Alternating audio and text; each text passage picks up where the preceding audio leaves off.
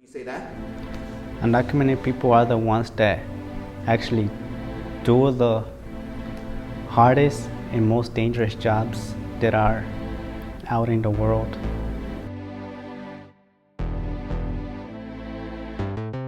Colleges want social security numbers, and we don't have social security numbers.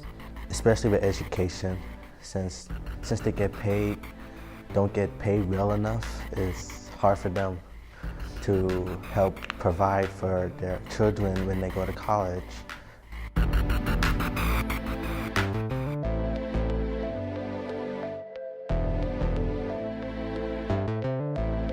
It's pretty hard to like leave part of your leave them behind, and you just come here to follow what you say a dream, right? To follow the American dream, the so-called American dream.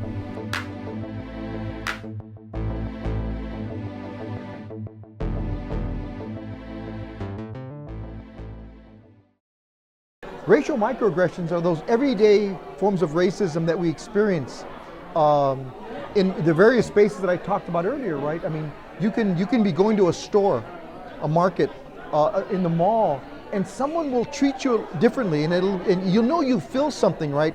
That it's not right, and it's that everyday sort of racism that people experience. Often what people will do is that they'll dismiss them, right? But what we argue is you can't dismiss them because they have an impact, and it's a cumulative impact. There was this dad that went to buy food for his 2 kids. It was in the night, and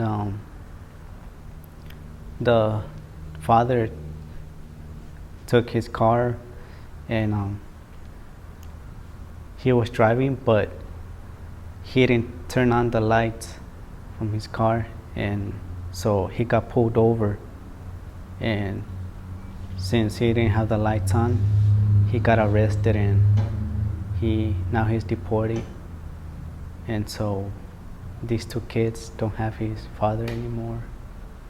Some employers would exploit their workers because they don't have to pay them a minimum wage, because minimum wage is like, that's required, but that's if the person is like has the social security and like everything, but undocumented people don't have that. So I mean, it's bad that it's wrong that they get exploited like that. Community cultural wealth is a way of acknowledging that our culture as people of color, or as what researchers would say our marginalized community, that our culture holds value, right? Because the bottom line is, who are the folks that were able to define what is the standard in society, what culture has value in society, right? That it's really the white middle class community in America that then begins to decide whose culture has value and whose culture doesn't.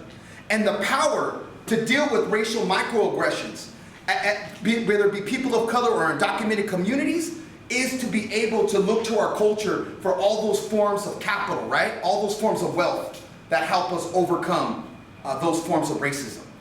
As undocumented people, this is something that is constantly happening, right? We're being denied going to school, we're being denied having health care, we're denied having driver's license. There's many things that aren't accessible to us to be able to fully live our lives. So here in California specifically, there's 11 million undocumented people in the United States, but here in California specifically, it is estimated that 1 million people remain uninsured after the Affordable Care Act.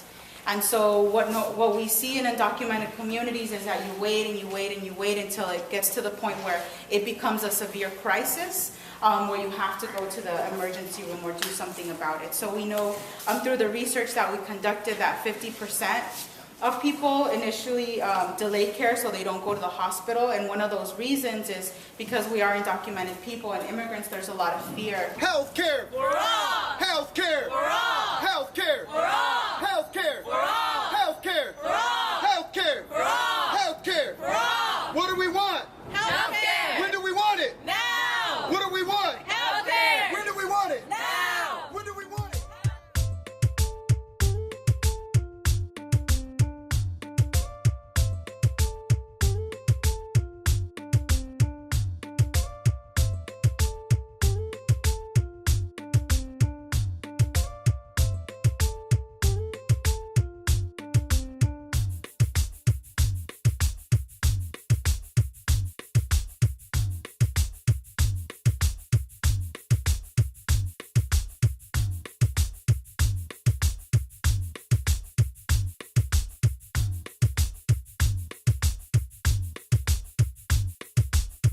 remember that the run was already here with the Raramuri, or what you would know the Tarumaras, because they used to run, and that was a prayer. Just like you have the Sundance. I don't know if you've heard about the Sundance. The Sundance is a 4-day prayer that you go without food and without water, and you're praying for your family or for global peace or for the healing of the nature, lo que sea, ¿verdad?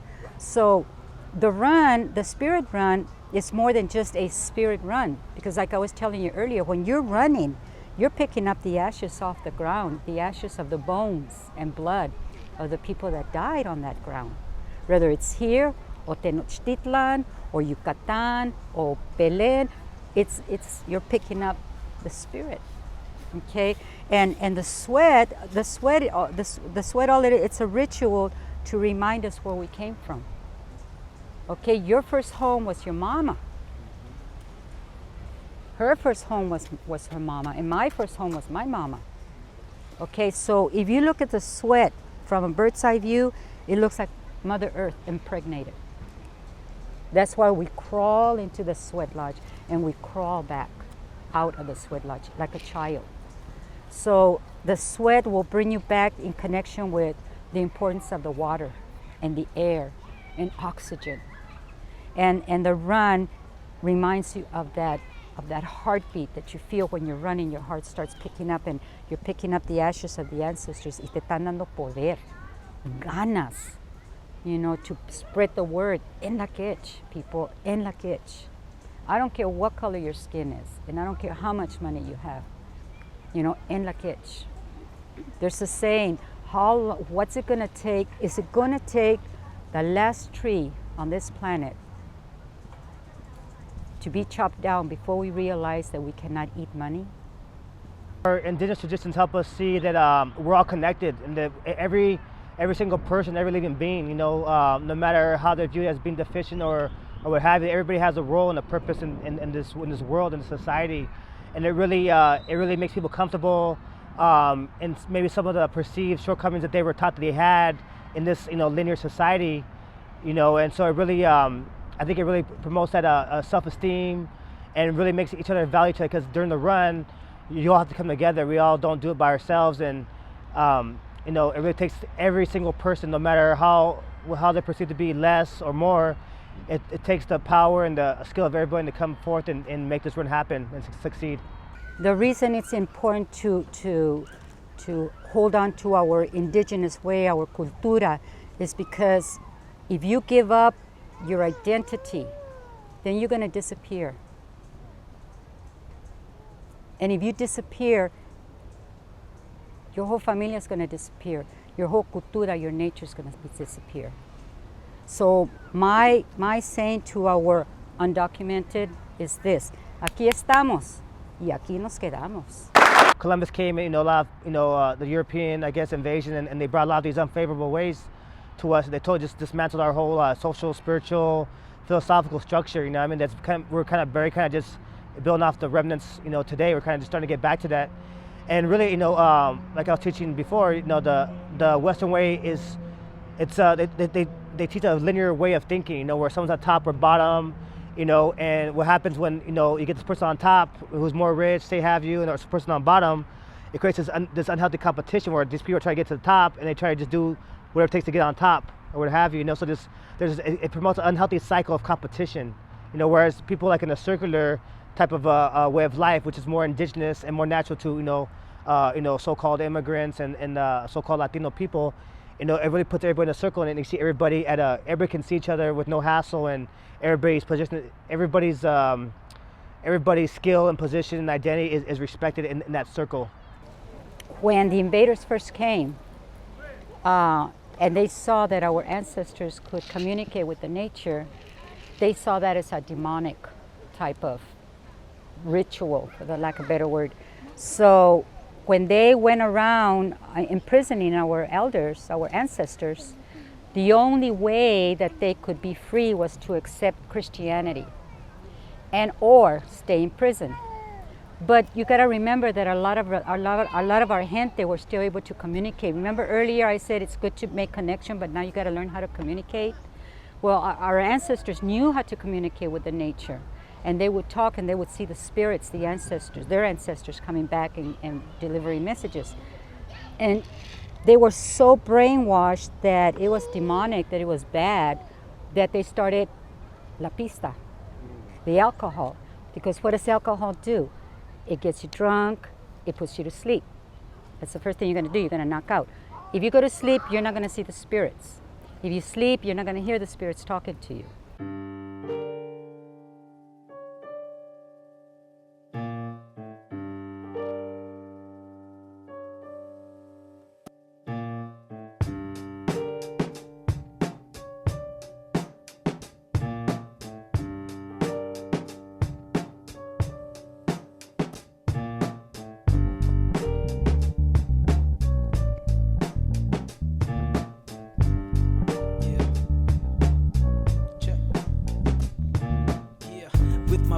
Dismantle wax, handle cats harder than the candle wax. Where the cameras at Los Angeles, the habitat. Battle wax, swinging left and right. It tramples back, strangles like Kurt Angle, tangles facts. Leave it intact, I match, strike and attack it. Feel just like the matic when I grasp it with the flame. Far from average, but fantastic when I spit it from the brain. When it's at it like mathematics. Conquer with the tactics, I'm an addict to the apparatus. Blasted with propane game. In advantage, I damage just like a savage in order to keep me sane. Disappearing like blame, pain. It's for the moment I attract that makes me notice who's dopest when coldest. It's very tragic. Now who's this? Talking cool spit. Truth is, fighter's worst enemy. Breaks it if attempted to chew this. Yeah, the name is I ain't Chinese, but my rhymes be harder than wasabi food is. Leaving MCs clueless.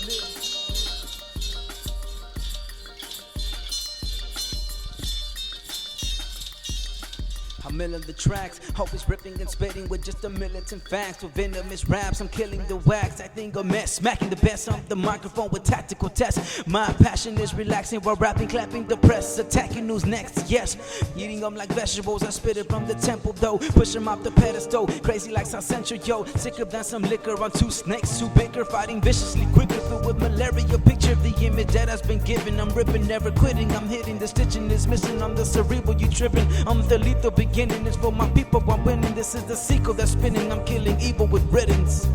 Yeah. Gather round and check it out. Cause when I grab this microphone, I kill it, no doubt. It's a broken society coming at you with variety. The rhyme in me is finding these words to complete the time begin. The instrumental when I'm flowing from the mental to begin is fundamental. Just could be the pen and pencil coming fresher than some mental sword. Even Will Smith when I kill quick with an ill grip. Never let the skill slip. Yeah, I said I've never let the skill slip out of my possession. When I'm flexing, dropping lessons like a reverend, giving blessings on the music. My obsession, spitting flows, my profession. Rip the mic, that is no question. Just for a little bit, yeah, I'm known to rip it so legit. I never quit the way I always rip it and twist it. The linguistic so sadistic with when I'm lifted. I'm just so gifted on the microphone. I get into the zone. On the streets is where I roam. Spit it from my dome, just like the chrome. I grab the mic device and I spit it so tight. When I grab the mic, take flight with rhymes out the mind.